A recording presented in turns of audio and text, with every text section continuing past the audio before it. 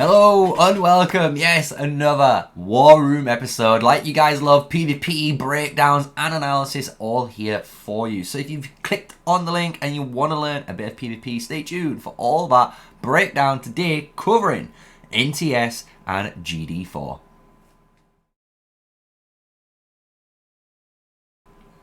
Hello everyone, so yes, we're going to be covering the fight on screen right now, which is NTS versus GD4, a massive honest push from these guys. You might have realised or known some of this, we've seen similar fighting, right? We've seen a really cool fight prior to this in a different episode, you might have checked it out, where we saw GD4 using bridges in the past to basically snake around into the back line and then fight. And here is some of the footage on later down the line, a few days later on, when they kept on fighting, and you're going to see here some really good strategies. So you're going to see here basically SGW and GD4V trying to destroy the flag, and what NTS's job is currently on their own is to defend. They have to try and work together in this murder ball on the right side here to focus down those GD4 and SGW members, because if they don't do this correctly, guess what? They will be punished, you will be sent to the hospital, and no one wants to fill those hospitals bills up. So as we see here, we've got GD4 using their mid infantry. They've got a Hosk currently kind of running at them while the main GD4 ball is on the north side, and you can see they're working really well together, right? They're using the top ball to do as much AoE damage and using artifacts like that Phoenix Eye, Cyclone Blades, which is the Spring Blade cavalry artifact, and other big things like even Time Bomb, the magic epic artifact that we recommend for all the free-to-play players, right? So you can see how much of these are still being used in this gameplay.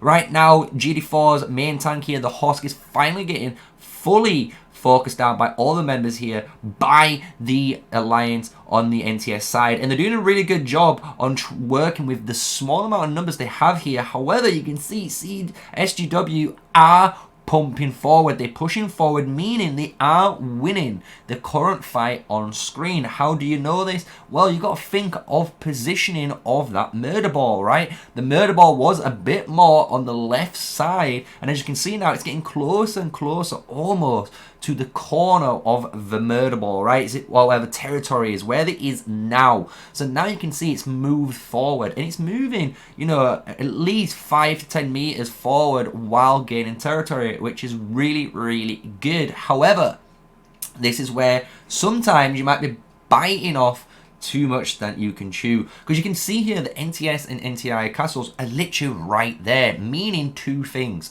The refresh timers for those alliance members is really high, really quick, right? So you're able to just go boom, you might die, guess what, you got another 5 marches. Yes, this does play in the GD4 alliance's favor if they can keep killing those units on time, because it means they're going to win the battle of attrition. But if the janitor here and all these other members now coming into the fight all white and looking forward to the, you know, the combat here, guess what? They're gonna be able to reclaim this push and basically go back to square one. So we'll see how this will pan out, because from here now we've got the refresh troops of the NTS and they are ready to go. You can see him already targeting a load of these troops, and the problem that the SGW guys are facing, and you're probably wondering why they're fighting so north of the bridge here, is if you can notice there is a load of barricades, and if they are trying to fight in those barricades, like you can see here, Mr. July,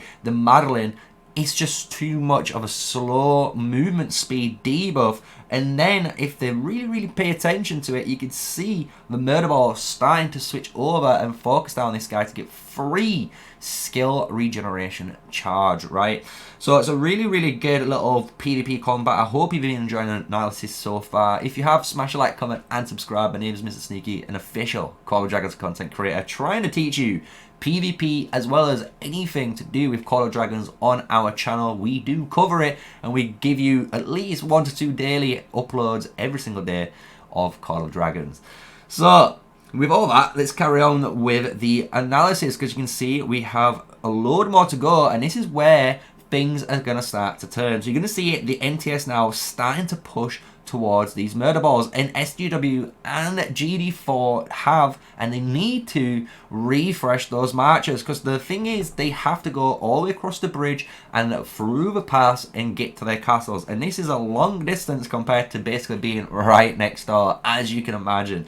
And this is now the advantage of having a quicker refresh time. So this is a really good episode here, summarizing, hopefully, everything we keep putting into each episode. You can see a really good example of one continuation of a fight where you could see the refresh timing of your march, being able to get it back into combat faster, actually is going to win you that open field if you can maintain and hold the defense. So we'll see what obviously develops here, but NTS are doing a fantastic job now going into more of an offensive role. They're going for the flags, so basically, or the keep, I think this is, basically trying to protect it from the destruction you saw earlier. And because of that, once they've cleared this, guess what? They can put marchers inside it, they can either repair it, and on top of it, have someone inside to deal that super ranged combat as well for free, right? And you don't have to really worry about targeting, because it does auto-target for them. So if they're able here to destroy everything that you can imagine that is the units of the GD4 alliance that is surrounding their keep, they're going to be able then to go forward and kill the builders hitting the flag. And that is generally the way they need to go, right? They need to basically fight off this one fight and then go to the main objective, right? Because if you try and go straight to that main objective, well, all these troops around the keep can just basically flank you on that side, and that's not what you are wanting. So we can see NTS and NTI working now together as one big murder ball, and they are doing a fantastic job. They've reclaimed all of the land that the GD4 and SGW alliances did have, right? And we just clicked the road by accident with Ogran being there just to showcase basically the timers, if we could, on it. But the tower, look, the tower is still getting hit, and now here we go. All the murder ball trying to focus down all of the builders. Once the builders are done, they're going to carry on and focus on the open field. And you can see, as a GD4 alliance member here, they're not running in. If you look on the left side here, they are doing a very fantastic job at just basically holding ground. They're just holding ground, they're holding the position, waiting for more and more troops to get back here before going in and pushing in with a smaller amount of open field presence. So that's a really good, you know, indication of the mindset of these players. So this is something you guys, if you're still watching it now, you should be taking in consideration. You know, maybe just take a second look, evaluate the situation and be like, look, they do have more troops than us. We are getting more coming. Just wait maybe 10-15 seconds. We've got to go in that time right after. So really good little strategy here. And NTS now going in for the kill. They're trying to clean up everything they can. We're going to see how they're going to use any more extra strategy here to develop this defense, because this is a very good showcase here where the murder ball on the right side is perfectly focusing down these NTS front line. So right now they're killing down Randor, which is now dead. So Mrville as well, and 600 RR, they're all dead. All these infantry players all dead, and we already had another infantry player trying to run away. So you can see now the swarm is now getting all of these members on the left side because they didn't re-evaluate the situation and move back towards maybe the bridge where the main forces currently are on the screen, as you can see here. But you know, this is a really good, you know, lesson. I hope you guys have enjoyed today's video and the lesson that it's trying to showcase here, how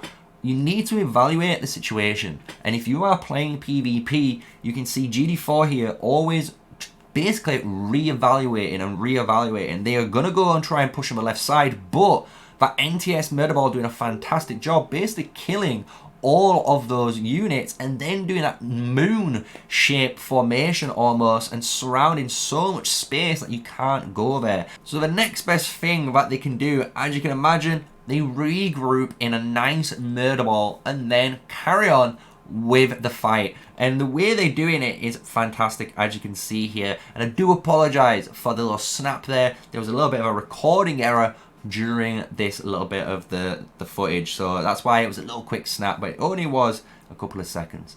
So, with that, NTS, what are they going to be able to do to finish off this defensive push, right? Because they're basically having to figure out, can we, you know, defend? And as you saw, SGW and GD4 was capable more than enough of repositioning and reevaluating the situation, which is basically what today's episode is. So in the background right now, all we're just showcasing is the beginning of the fight again as I summarize today's learning experience. So what we learned today was quite simple. The NTS was really good at the defensive murder ball, and the way they obviously attacked the GD4 SGW was really good in the way they would focus the top ball and then into the keep and then into the flag. So you could see the priorities were made by the Alliance. But the GD4 and SGW were so good as well, right? We learned from them today that, you know, even in that situation, you need to always reevaluate it. You saw them reevaluate at the beginning when they were going forward, trying to push forward and make more space, but then when they started losing that fight, they reevaluated the situation and then concentrated more troops to regroup on the left side or on the bridge to fight again in the next battle. So I hope you've enjoyed today's episode of the War Room. If you want to just obviously watch the footage again, you can re-watch the whole episode. It's all going to be timestamped for you, and in the background again was just what we were watching. So thank you for watching, guys. Smash a like, comment and subscribe for more PvP daily breakdowns with me, MrSneakyy. And with all that said, catch you guys in the next video. Stay safe, stay sneaky, peace out.